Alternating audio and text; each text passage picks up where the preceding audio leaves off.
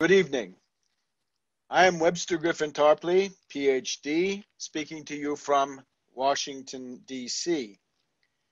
I have been asked by Daniela Walls, the chairwoman of the Tax Wall Street Party, to issue an immediate comment in response to a very important speech made in Athens by Professor Costas Lapavitsas, a member of the Greek Parliament in the Chamber of Deputies from the Syriza party and a leading member of the left platform faction.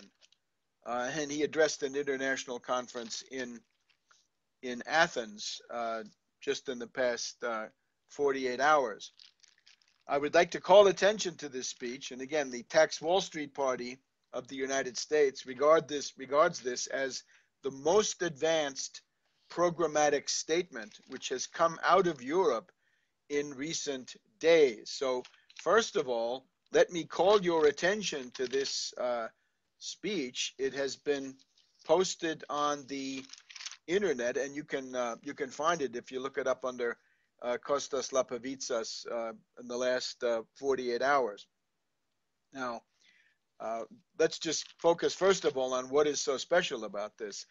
This is the solid basis for Greece to leave the euro if and when that becomes necessary. And Professor Lapavitsas thinks it's necessary right now, and I'm inclined to agree with him. In order to leave the euro and return to the drachma, what do you have to do? Well, the Lapavitsas plan includes, and my own plan includes, a default on the national debt. I would actually formulate that as a comprehensive debt moratorium on all forms of international debt, be it government debt, the debt of private corporations, if necessary, and every other kind of international debt. And it's a debt moratorium, uniform and orderly. It is the weapon of the poor, as Professor Lapavitsas says.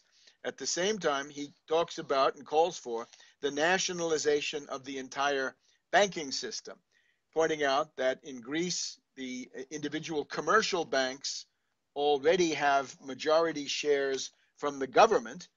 And he goes on to talk about the nationalization of the central bank, the Bank of Greece, which he would then run with civil servants and technocrats, with the private functionaries being rejected. Now, under emergency conditions, that is undoubtedly necessary. I thought of it in terms of an interministerial committee of the Prime Minister, the Finance Minister, and the Economics Minister. However, the ultimate goal would be to make the operations of the Greek central bank into those of a national bank, a Hamiltonian national bank, in other words, directed by public laws, by the Greek parliament, saying what kinds of credit should be put out, to whom, at what interest rate, with what maturities. He also calls for comprehensive capital controls to be enacted. So I think those three important elements, or four, to declare a debt moratorium, to nationalize the commercial banking system, to nationalize the central bank, and to maintain and indeed expand the scope of capital controls. Those are absolutely critical elements. Now, I have ventured myself to contribute a plan of this type, which I guess I've called mine the economic self-defense of Greece. And this is available at tarpley.net for those who want to read it in English, but also on the leading Greek website, Nostimonimar. Nostimonimar has this, I think, displayed so you can find it without too much problem. Now, I would then like to go on, after congratulating Professor Lapavitsas for this contribution. I want to give some ideas, perhaps, to develop this further. In many cases, these are simply extensions of the ideas that Lapavitsas has put forward. However, we have very little time, as he stresses, and therefore I think it might be important to try to push these ideas as far as we can in the direction of their development. Now, the first thing I guess I have to mention is he goes out of his way to say that the current situation is in no way comparable to Russia after the Peace of Brest-Litovsk. Now, he doesn't mention me, but I think he's responding to some things that I've written about this. You'll recall that Brest-Litovsk, of course, was this treaty in early 1918 by which Russia, Lenin and Trotsky and other heroes of many leftists at least, gave away 1/3 of their country. They had to. It was a necessary retreat. There was no way around it. And history has been rather kinder to them than the people who complained about it and didn't really have a serious alternative. Bukharin being one of those with his phantom of revolutionary guerrilla warfare for which the preconditions simply did not exist. The problem of whether the current forced capitulation, capitulation to the Eurogharks, to Merkel and Schäuble and Draghi and Juncker and the rest of them. The question of whether that's Brest-Litovsk or not is yet to be determined. We're now in the area of subjectivity. It's going to be up to people like Professor Lapavitsas to say whether this time is used. You'll remember that in the case of Brest-Litovsk, the interlocutor, the oppressor, the German government collapsed within about 7 months into revolution. And one of the reasons there was a revolution, by the way, was that the Bolsheviks used that time, especially through their Berlin embassy, which came into existence and continued to exist for most of that year. Thanks to the Treaty of Brest-Litovsk, they were able to foment the formation of the KPD, right, the German Communist Party. So maybe this entire question has to be reposed once again. I think I'm also the source on this idea that you can nationalize a central bank using tanks.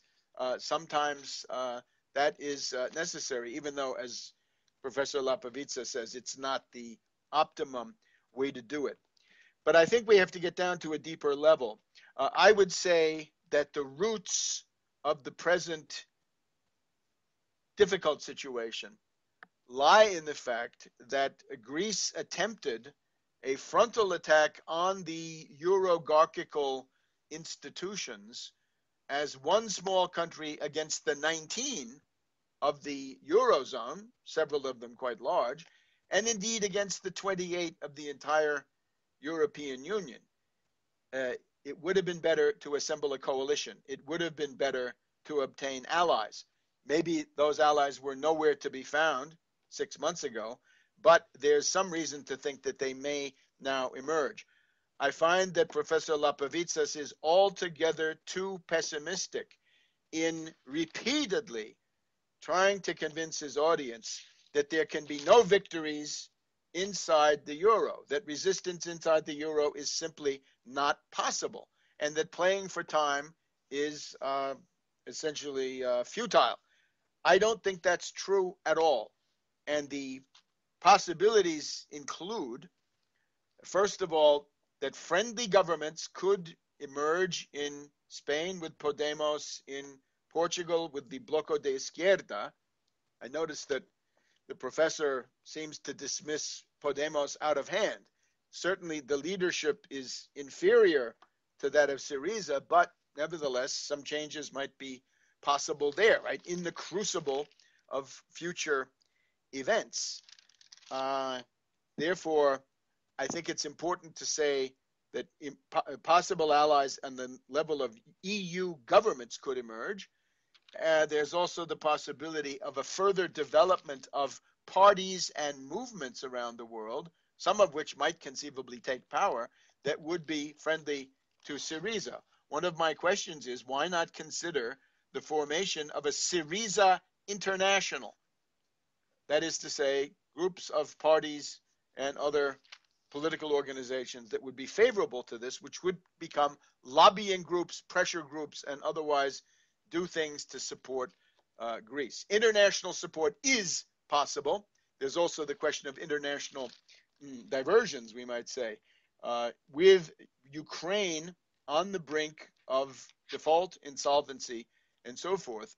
The entire world of finance system seems to be more and more unstable, and that opens possibilities. If many countries begin defaulting, then Greece can do so with much less risk. So I would recommend those things. And let me just sum them up. Consider a Syriza International. Consider a world anti-austerity conference with all the authorities and activists from around the world.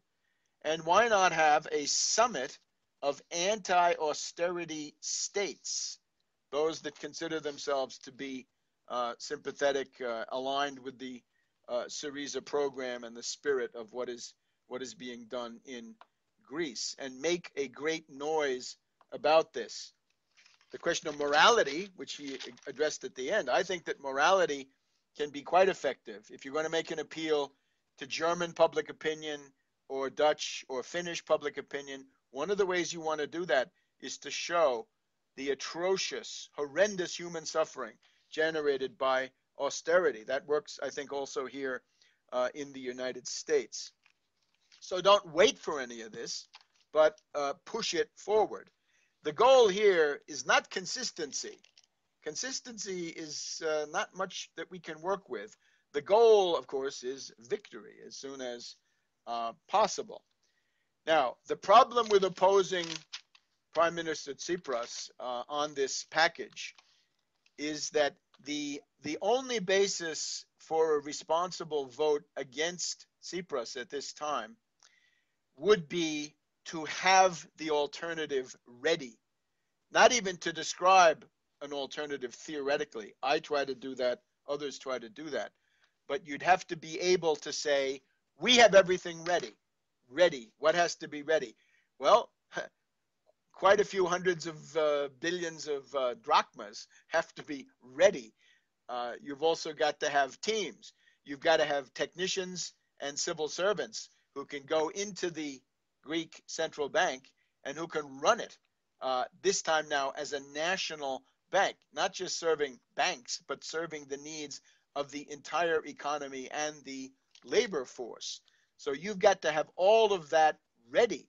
And those people have got to be able to distinguish between productive investment in industry, agriculture, infrastructure, mining, and other areas. Tourism, I guess we have to add to that in the case of Greece. Recreation, socially necessary, at least, can distinguish between that and purely parasitical financial speculation, of which there's already enough and which doesn't need to be subsidized. So the whole method of seizing the central bank revolves around 0% or very close to 0% financing, very long maturities, and a rigorous limitation to what is productive.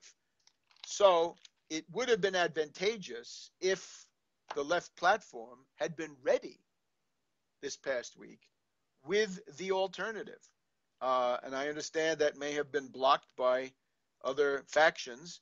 If the Syriza Economics Commission was not effective, then it would have been important to create a think tank, to get some university people and others involved.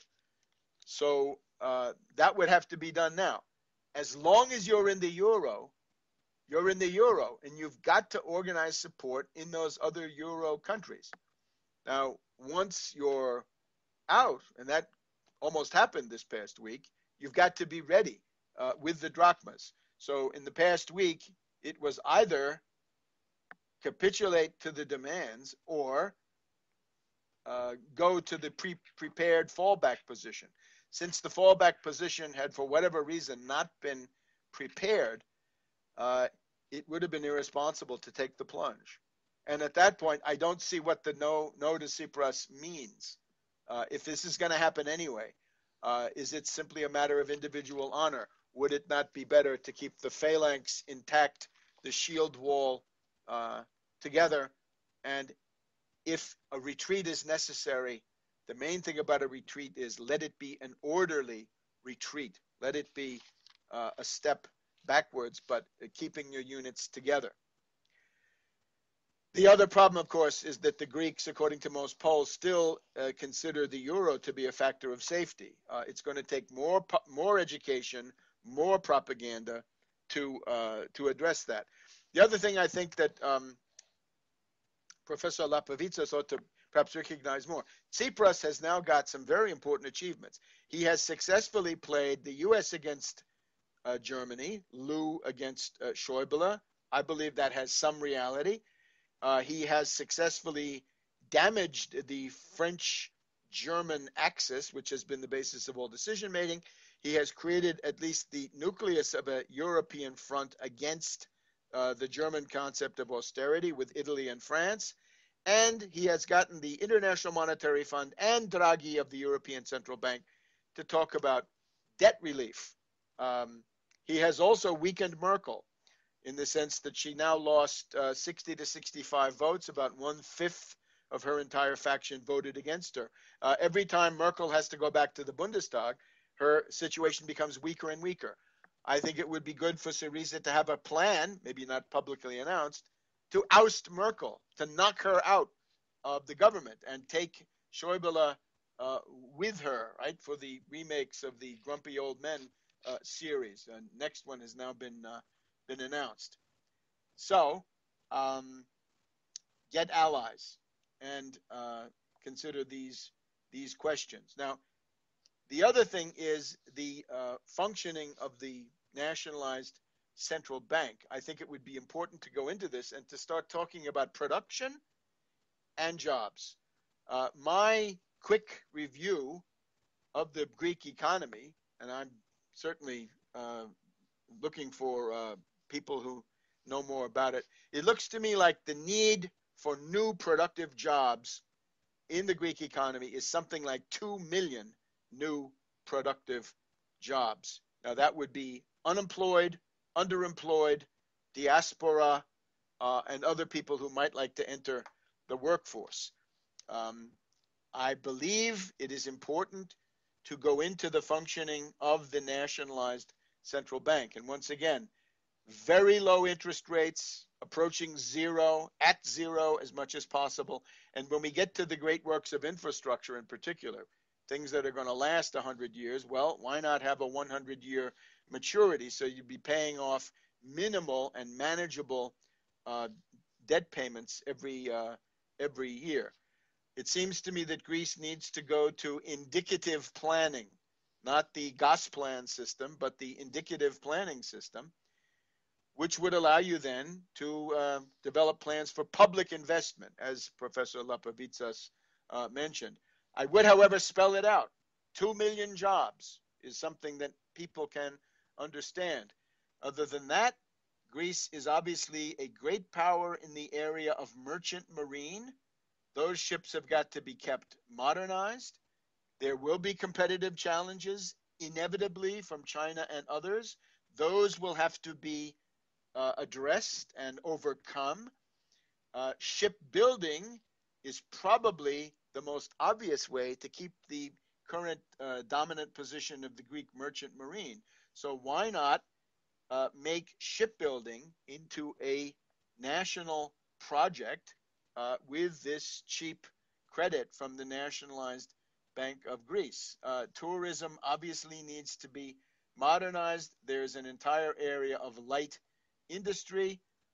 We can also think of regional development plans, starting from the fact that the first ports that one encounters in the Mediterranean coming west from Suez, Thessalonica, and Piraeus. And in each case, it looks like you need enhanced freight rail, enhanced superhighways, enhanced facilities, port stocks, dry docks, and container facilities. All of that would enjoy the possible 0% credit.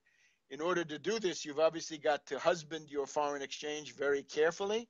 you've got to make sure that you're using in-country resources. And therefore, I think a census of available in-country resources that could be mobilized, labor and raw materials, would be in order. One area where it's almost always possible for a small country to improve the productivity of labor is housing. So why not propose several million housing units for Greece to essentially solve that problem for the relevant historical future ahead? That also then means quite a few jobs in the housing and construction sector. So why not get specific about these things and talk about how this can be done so that you'd be counteracting the demagogy of the Euroligarchs and the pro-Euro Greek oligarchy, as Professor Lapavitsas said. I think also it is probably impossible to avoid serious dislocations during the transitional period. Argentina gives some examples. It's going to be necessary to have barter deals with various countries outside of the IMF, outside of the World Trade Organization, and everything else. And you're going to have stockpiles. Stockpiles of raw materials and food. Those should be built up now to the extent that it's possible to do it. The other question about going back to the drachma is self-defense against derivatives, right? The old drachma never really had to coexist with a full-fledged array of derivatives. The old euros began to be phased out 1999, at least in theory. It was not until the year 2000 that President Clinton, in a foolish or criminal action, decided to deregulate derivatives. So after that, of course, we had the direct march to the crash of 2008 based on those derivatives. So what you're going to have to do is ban things like credit default swaps in particular, but also collateralized debt obligations, options, futures, indices, and things like this. Some can be banned, some can be taxed using a Wall Street sales tax or Tobin tax. But the special question of defending the new drachma against credit default swaps in particular is going to be a very big one. And Greece will have to be proactive on that and take a forward position, attempting to extend jurisdiction into markets perhaps outside of Greece. In conclusion, we have these remarks from President Tusk of the European Council, where he sees a 1968 event coming. It may be revolutionary, and he's very concerned about people who are preaching the idea that there is an alternative economics which does not rely on austerity, but which can be more successful. And of course, if the one thing that the Greek example shows us is that austerity is an utter and consummate failure. Therefore, the idea of political changes, quite radical political changes in the short run, might indeed be quite possible. So, once again, congratulations to Professor Lapavitsas for putting this together in a way that I don't think anyone else has. Obviously, we here in the United States would be delighted to see more of this. And at the same time, the only thing to do now is to push forward along all of these fronts. So once again, I invite attention to Professor Lapavitsas' speech, and also, if I may, from my own program available at Nostimonimar in Greek and at tarpley.net in English.